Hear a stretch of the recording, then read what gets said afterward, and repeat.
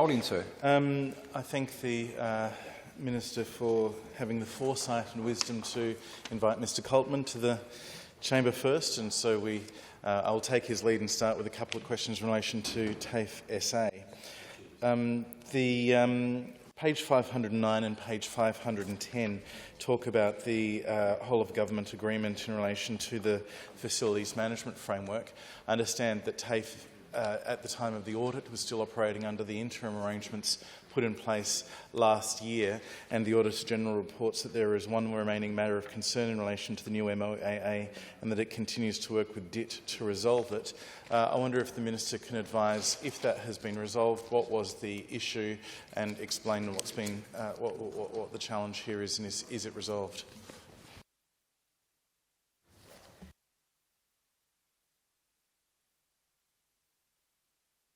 Thank you, Member for Morialta. I am told that, although I don't have the detail of what the issue was here, it has been resolved.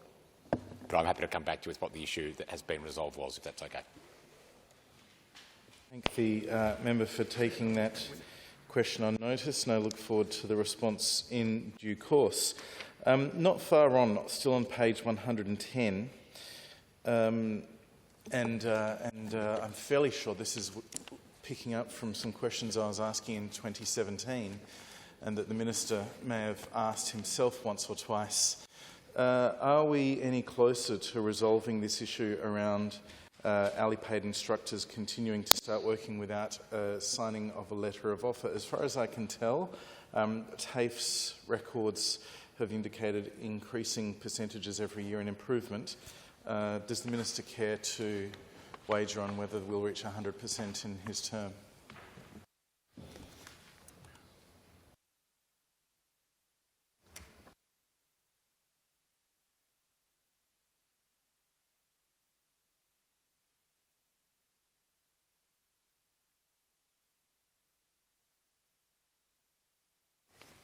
Thanks to the member for Morialta for that question. I do have some information about hourly paid instructors, and the member is right. It's been a topic of questions, I think, in this forum and estimates for many years. So Mr Coltman has advised me that TAFE SA is now exploring a time and attendance system which will ensure that hourly paid instructors cannot commence work until a signed agreement is in place. It's expected that that system is going to be fully implemented by the end of the financial year 2023. Thank you. Can the Minister shed any light on what is described by the Auditor General as non-complying managers that TAFE SA has had to advise that they will have no tolerance for those contracts? How widespread is this problem? Is it a handful of people? Is it somebody, or is it more widespread than that?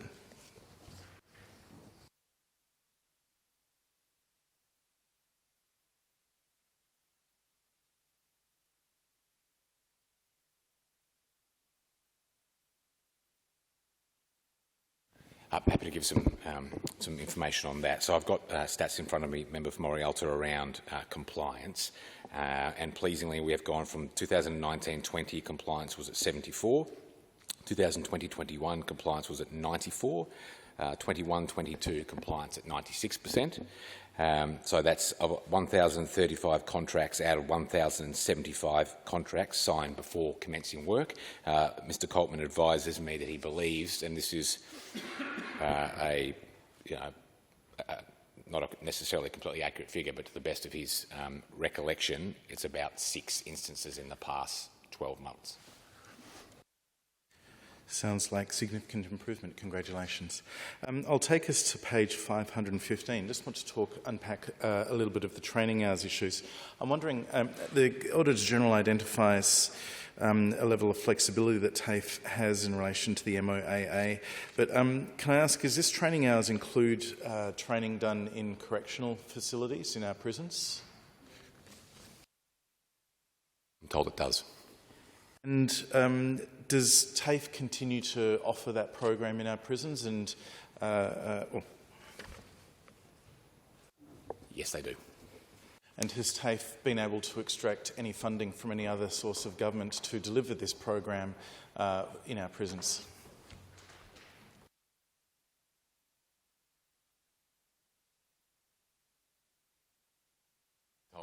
I'm told that TAFE continues to use the allocated funding that comes through Skilling SA to provide that training in our correctional facilities. Is the government committed to continuing this important work? Is going. I thought you'd appreciate this being asked, sir. Minister can respond or not. Yes. So yeah, I helped one of your legacies, sir. Oh, thank you. It was segued into Scientology. Oh, okay. I'm going to move to page wow. 519, which, as members are shifting to their page 519, has a fair bit of description about the Bolder Future for TAFE SA plan, which was, I think, introduced in the first half of 2021, so in the 2020-21 financial year. And it describes the 7 program areas for significant work and priority for TAFE SA as approved by the board. I note the Auditor General talks about progress being regularly reported to the TAFE SA board. I also note that the government has announced a review. Can I ask whether that review includes... Well, actually, let me ask in a different way to ensure that the Deputy Speaker is happy. Can I ask, is this bolder future for TAFE SA as set out on page 519, does that still comprise the strategic direction for TAFE SA as of now?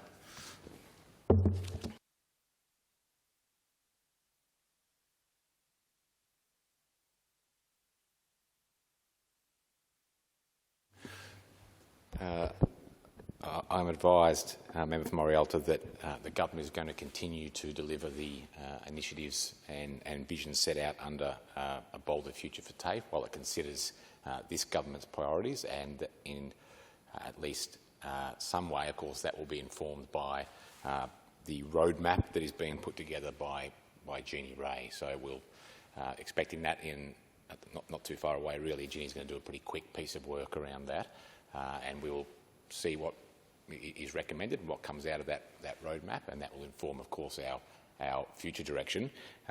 But insofar as what is being delivered now, yes, the bolder futures for TAFE is still being delivered. Ask either a supplementary or a question of clarification. The roadmap work that you're talking about, and I think you identified an individual's name, that's, there was a public announcement of there will be a task force or a working party of some description, a number of people apparently involved in that group. Are we talking about the same thing? We are. Do we have a list of the people involved in that working party or task force preparing that roadmap? Not in front of me, but I'm happy to take that on notice and get that to you. Have there been any adjustments to the items listed, programs 1 to 7, and the actions to be undertaken in this since the election? From just a point of clarification, Member for Morialta, page 519, the 7 programs.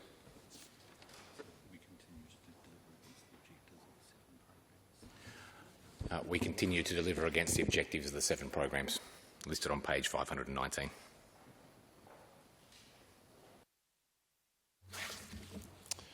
Within those 7 programs, has the government at any point directed TAFE to change any of its measures that they're undertaking to deliver against those 7 programs?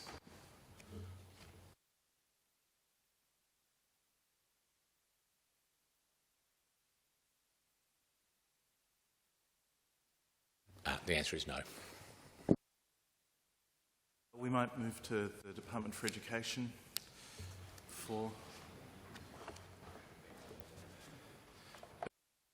But I wouldn't go too far. There's a chance we may come back.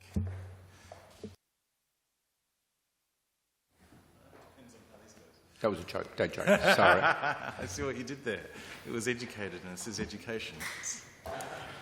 Sorry. Papa. Been called worse things. That's me, isn't it?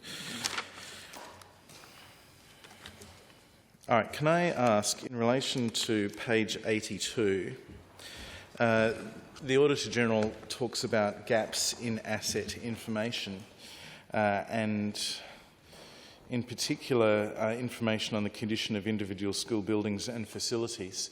Does the Department for Education have any lists of building ages and conditions of those buildings?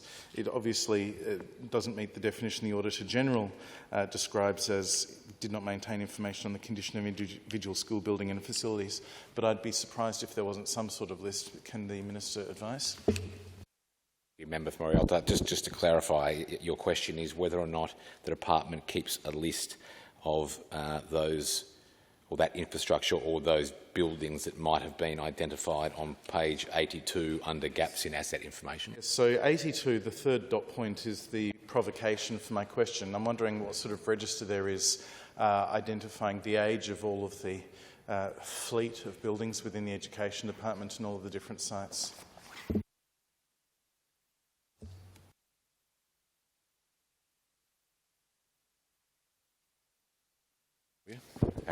So in 2022-2023, the new facility management service provider, which of course, as you know, is Ventia, will develop an asset information strategy in collaboration with agencies participating that will be supported by asset information tailored to reflect the needs and unique requirements of individual departments. For example, for this department, this information will include asset condition, it will include useful lives for buildings, improvements and furnishings as well.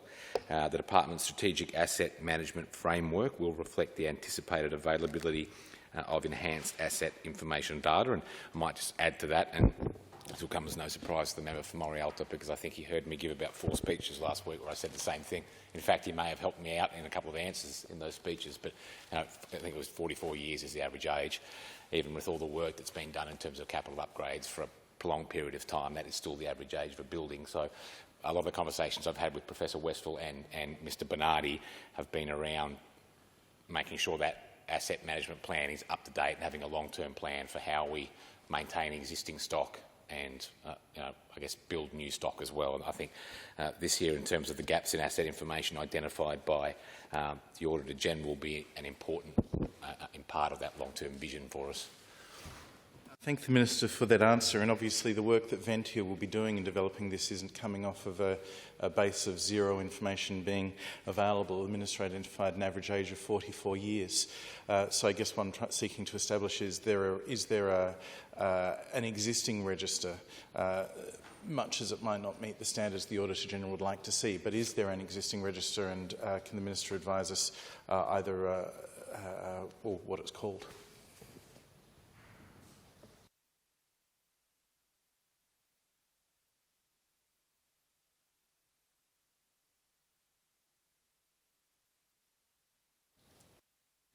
I'll take that on notice, member for Morialta, and we'll come back to you with an answer on that, if I may. Just above that, it talks about the education's 20-year infrastructure plan and identifies a draft plan was presented to the Senior Executive Group in July and was expected to be completed by the end of September. Can I ask if that has taken place? The member for Morialta's information is correct. The department's 20-year infrastructure plan was presented to the department's senior executive group. It was the 21st of July this year. Feedback, which included updated enrolment projections, is currently being incorporated into that plan, and the latest advice that I have is it's anticipated that the 20-year infrastructure plan will be completed by the end of November this year. Is that plan intended to be analysed and considered by Infrastructure South Australia, or only outcomes of the plan that ultimately result in infrastructure projects worth over a certain dollar amount?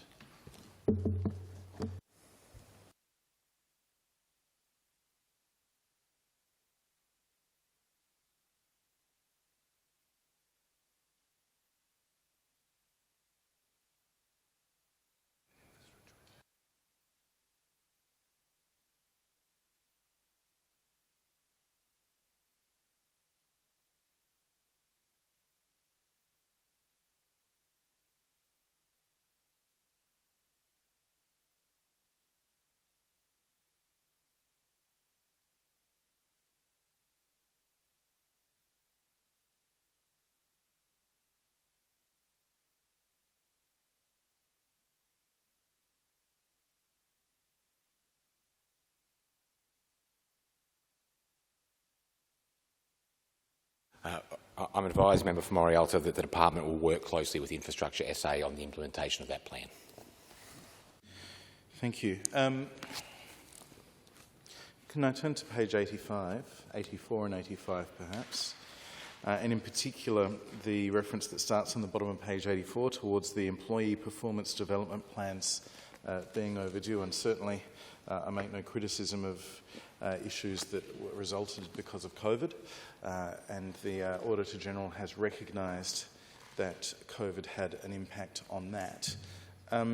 The Auditor General reports Education as saying it was developing a performance development framework for teachers in 2022 for implementation in the 2023 school year. Can the Minister confirm how that framework will operate?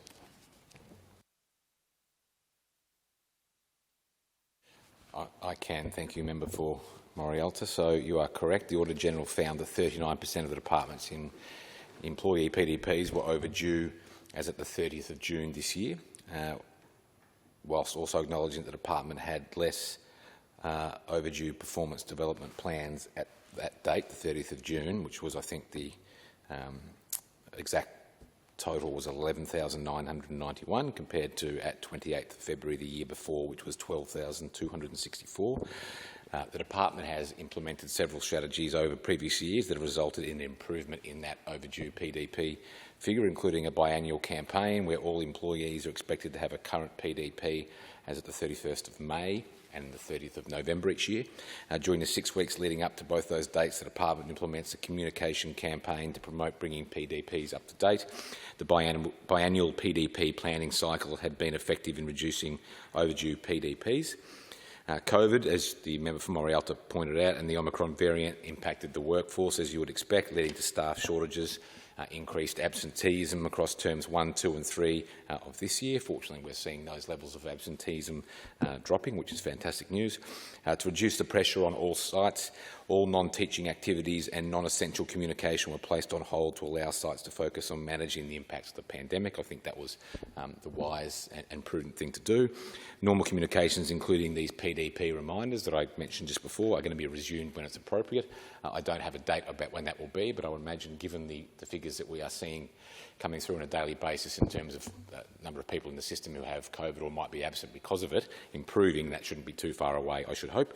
To further support effectiveness in schools and preschools, the department is developing a performance and development framework for teachers to clearly articulate the connection between developing individual practice, school improvement and performance and development processes. It's anticipated this framework will be completed this year, ready for implementation next year. All communications were reintroduced in Term 4, Week 2, including individual leaders. So, well, that's an answer to my earlier question, I think, about communications being restarted. So that has just commenced, if that is correct, last week. And the communication plan reflects the process used in late 2021 before it was put on hold.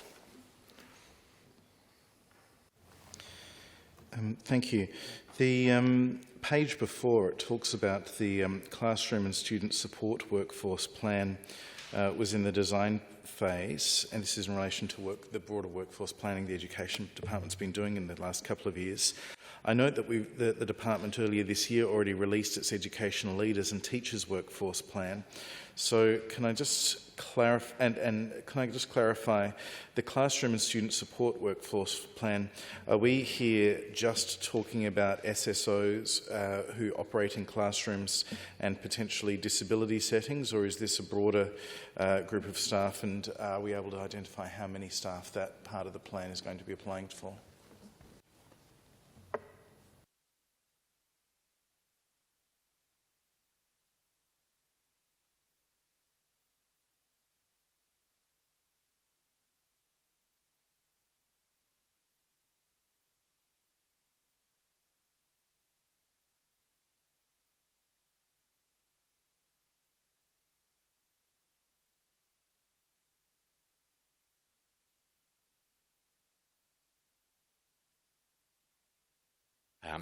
I'm advised the bulk will be SSOs, but I'm happy to come back to you in terms of other staff that might be included and a more precise figure in terms of how many it might be. Can I turn to page 89? The Auditor General reports that the rate of major capital works will decrease over the next few years, with the most significant upcoming projects being the new Morialta Secondary College and additional accommodation for the Adelaide Botanic High School. Can the Minister advise if the department will be putting forward new schools in Mount Barker or the northern suburbs of Adelaide?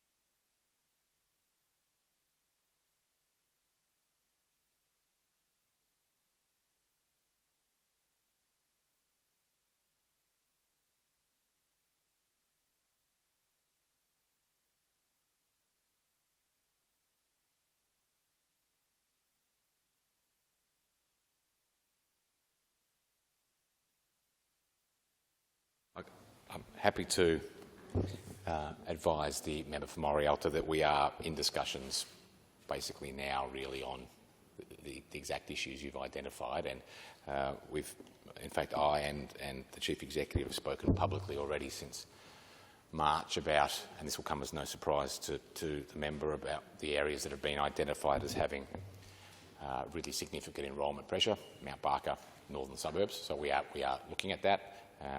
And I think, I hope to have some more to say about that in the not too distant future, but they are sort of under active consideration at the moment, is the way that I would put it. But,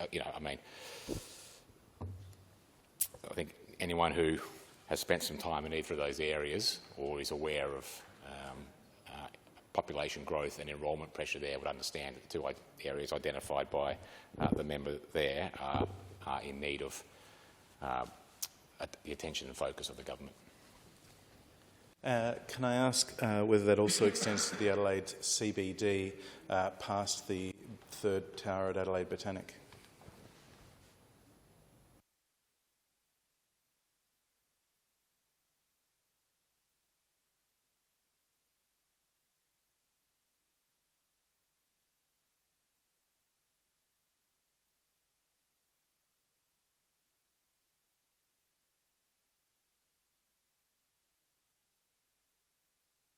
Clarify if I can. I assume your question is, with the exception of the 700-place expansion of Adelaide Botanic High School, do we have any other plans for expansion of space within the shared zone? Yeah.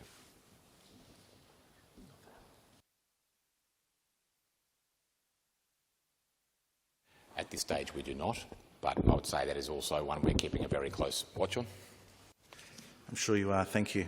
Can I turn back to page 71, which provides some of the more general commentary? And I wonder if it's possible, the Auditor General refers to a figure of $364 million, and I've seen different reportings of how much has been identified in each year. I wonder if the Minister is able to provide, I'll notice if he likes, a breakdown of the year-by-year investment over the last few years that correlate to that $364 million, depending on which financial papers you look at. It presents figures in different ways, so I want to make sure I can compare some apples with apples.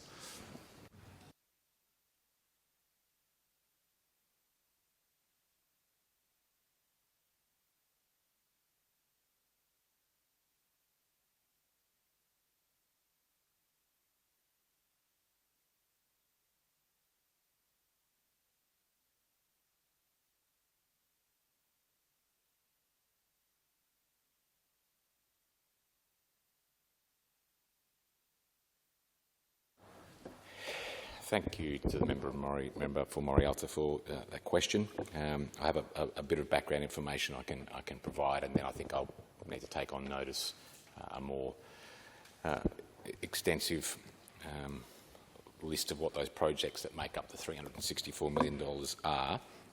But I can tell you that the $364 million of construction works that are noted in the significant events and transactions section of the report refers to continuing or new construction works in progress across sites. There are a number of capital works projects that are still being progressed by the department, and this will come as no surprise to the member, but they include sustainable enrolment growth programs associated with round 3 works at schools, the Morialta Secondary College major works that are taking place right now, other major and minor works at 36 schools, and mountable and modular building works at 6 schools. But I will take your question on notice in terms of trying to provide you with a more extensive list of what else makes up the 364 million, if I may. Thank you, sir. I've got a question in relation to the funding that comes and is identified on this page 71 from the Commonwealth, $691 million in income and $1.3 billion in income in relation to administered items. And it may well be that the transfer payments of $1.6 billion I think takes care of some of this as well. But I'm just wanting to clarify exactly how much of this is the transfer of funds under the National Education Reform Agreement, known as the Gonski funding. So presumably a lot of that $691 million is Gonski funding for public schools, and a lot of the $1.3 billion is Gonski funding for non-government schools. Presumably a fair amount of it is funding under the National Preschool Agreement, which I would assume are mostly accounted for at the top, but potentially they could be in administered items. I assume that some is in relation to chaplaincy. So my question is, are there any other categories of funding where we're getting money from the Commonwealth in any of these lines? And can the Minister identify how much in each of them are the relevant figures?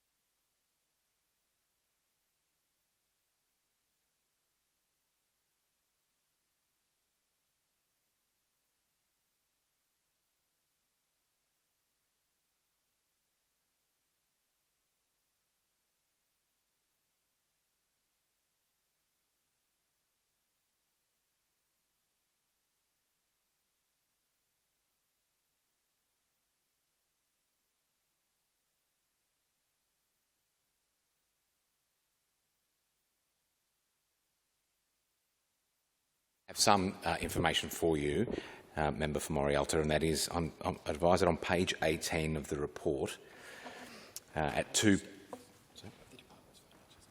Department's financial statements, page 18, at 2.2, which is a list of what makes up the 691 million, which is from that top line item in the page 71 to which your question referred. There are about 14 or so line items there that come to a total of 691,283,000. They include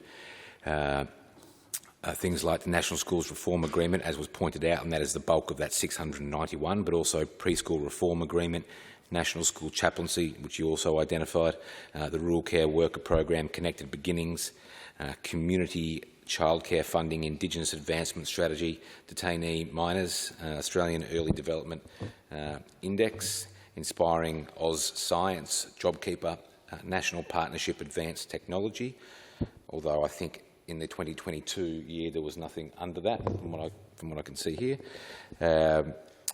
and the SA Aboriginal Sports Training Academy, or SASTA, as the last line item there, and collectively those items come to the 691 identified under Commonwealth income on page 71 of the Auditor General's report. Are you able to take on notice the other lines that aren't referred to in that 690? Happy to do so. Thank you. I'll take one last question, if I may, sir. On page 71, it talks about the Education Department continuing to roll out its education management system, given that I spent 4 years hoping to the blazes that a major IT reform within a department would work. Can the Minister tell us how that is going and where it's up to?